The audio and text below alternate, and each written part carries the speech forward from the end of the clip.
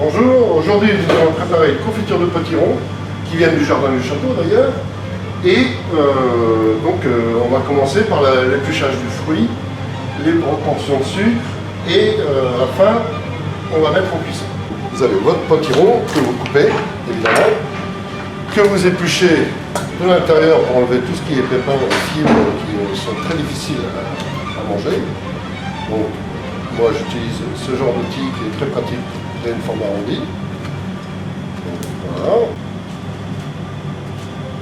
Voilà. On vérifie bien qu'il n'y a plus aucun pépin. Deuxième phase, l'épluchage de la peau. Voilà, bien enlever la peau. Il y a une légère pellicule blanche qu'il faut aussi enlever.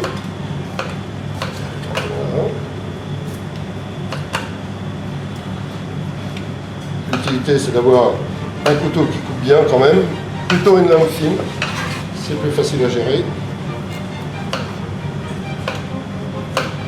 On coupe le potiron en petits dés, pas trop petits mais pas trop gros non plus, dans le sens où il faut qu'ils marinent. Et plus ils sont gros, plus longtemps il faut qu'ils marinent.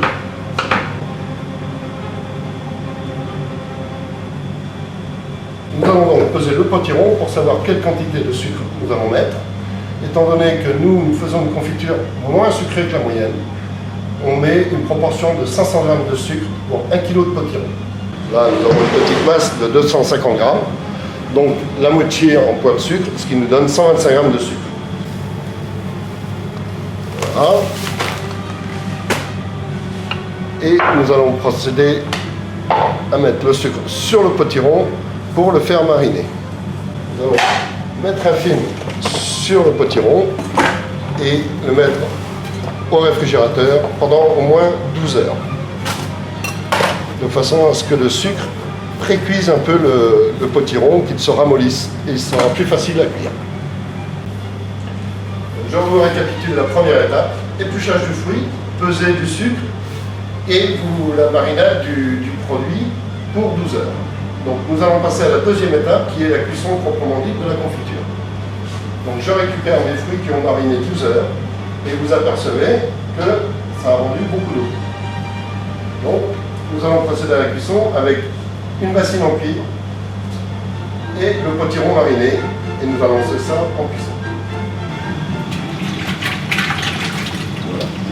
Il est évident qu'il y a un peu de sucre dans le fond, tout ne se dissout pas, mais voilà. De verser tout. Nous allons mettre le feu sous la bassine en cuivre et amener le produit à ébullition.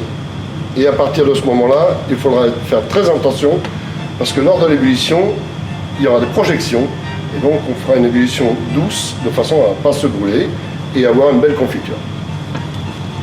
J'ai pressé l'équivalent de 3 citrons.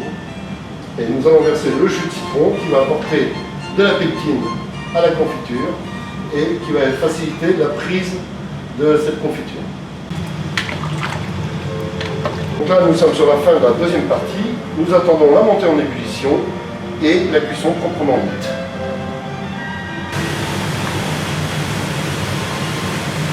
Malgré avoir bien nettoyé notre potiron au préalable, il y a toujours des impuretés qui remontent à la surface. Donc, vous prenez donc une écumoire et vous passez légèrement à la surface pour enlever cette petite écume qui contient les quelques impuretés. Voilà, donc nous allons passer au lave-vaisselle les pots que nous allons mettre à sécher sur un petit plateau avec un torchon.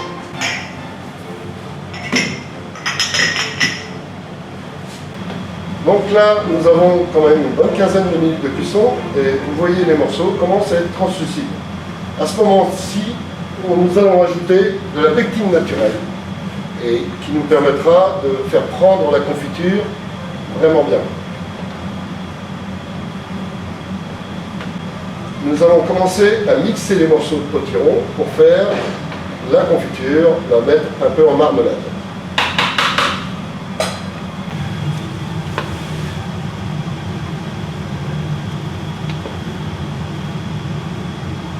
Donc Donc là, je procède juste au contrôle de la température, étant donné que nous voulons arriver à une température de 105 degrés.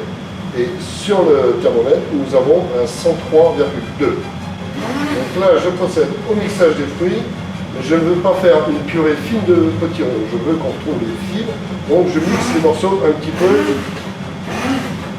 Donc là, je procède au mixage des morceaux. Étant donné que je ne veux pas que ça soit une purée fine, je mixe légèrement les morceaux de façon à ce que ça fasse une compotée, une purée, comme vous voulez.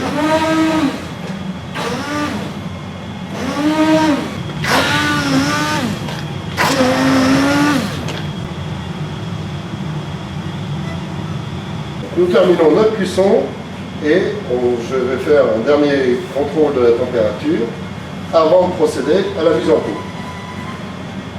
Il est évident que tout le monde n'a pas forcément un thermomètre à la maison et vous pouvez contrôler la cuisson de votre confiture en passant juste le doigt sur la spatule et vous voyez la ligne, la confiture ne coupe pas beaucoup. Méfiez-vous, c'est quand même très chaud.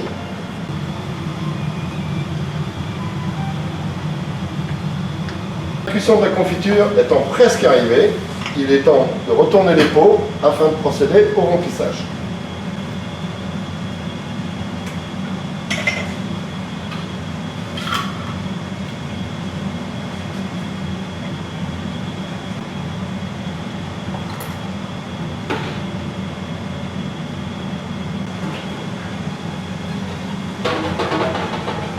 Donc voilà, nos pots sont remplis, je les ai renversés afin de les stériliser et une fois froids, nous les retournerons et nous procéderons à l'étiquetage. Voilà, nos pots sont froids, je les ai retournés, c'est-à-dire mis à l'endroit maintenant, et vous apercevez qu'il y a un peu d'air au fond, ce qui correspond au renversement. Nous allons donc procéder à l'étiquetage. Moi j'ai des papiers collants direct que j'ai imprimé sur un ordinateur, ce qui vous permet de faire ce que vous voulez comme étiquetage.